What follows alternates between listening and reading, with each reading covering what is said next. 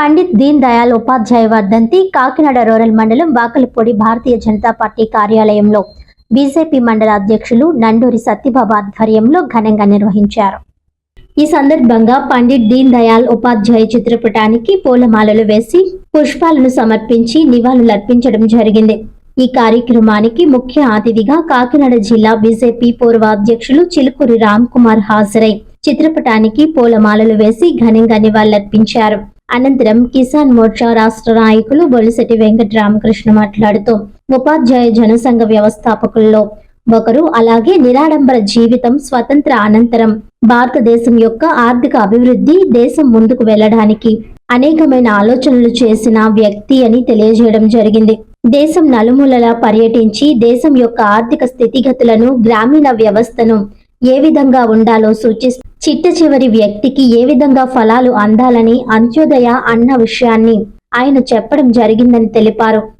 అలాగే ఏకాత్మత మానవతావాదం అనే సిద్ధాంతాన్ని ప్రతిపాదించి దేశం యొక్క అభివృద్ధి ఆకాంక్ష భారతీయ జనతా పార్టీ ద్వారా ఈ రోజు నెరవేర్చడానికి ప్రముఖ పాత్ర పోషించిన వ్యక్తి, మూల సిద్ధాంతకర్త శ్రీ పండిత్ దీన్ దయాళ్ ఉపాధ్యాయ అని చిలుకూరి రామ్ కుమార్ తెలియజేశారు. ఈ కార్యక్రమానికి సిద్ధభద్రరావు, మండల ప్రధాన కార్యదర్శి పాలిక శివ, కందెళ్ల వెంకట్, గొల్లపల్లి ప్రసాద్, కోల రామకృష్ణ, వంక లోవరాజు, యువమోర్చా నాయకులు కాదా సత్యనారాయణమూర్తి, బీజేపీ నాయకులు, కార్యకర్తలు పాల్గొన్నారు. ఏదైతే ఈరోజు పండిత్ దీన్ దయాళ్ ఉపాధ్యాయ గారి వర్ధంతి సందర్భంగా ఆయన యొక్క ఆశయాలు కొనసాగించడానికి మన అందరం ఇక్కడ ఏదైతే సమావేశం అయ్యామో ఆయన నివాళులు అర్పించి, అలాగే ఆయన ఇంటిగ్రల్ హ్యుమానిటిజం అనేది ప్రధానంగా ఆయన చెప్పిన విషయం. అంటే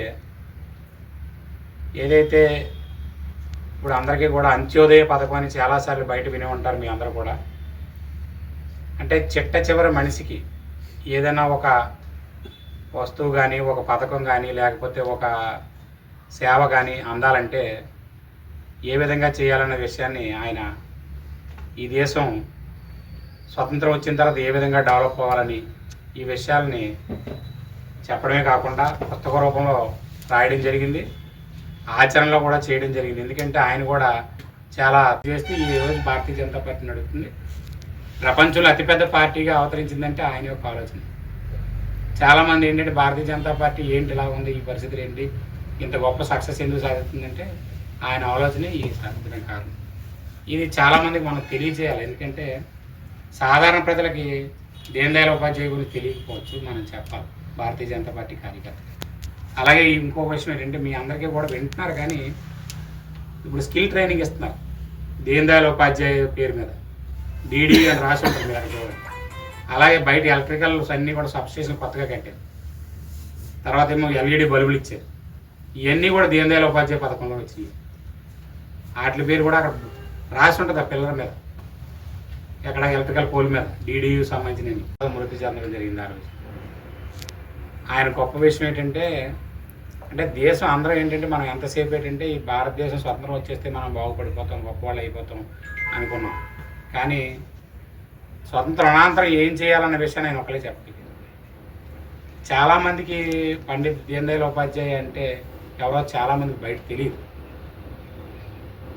ఎందుకు తెలియదు అంటే మన దేశంలో కాంగ్రెస్ సంబంధించిన వ్యక్తులు చరిత్రను వక్రీకరించి ఇప్పటి వరకు మన అందరూ నేర్పడం జరిగింది. కానీ అసలు విషయం ఏంటంటే ఈరోజు భారతీయ జనతా పార్టీ ఈ స్థితిలో ఉందంటే కారణం ఆయనే.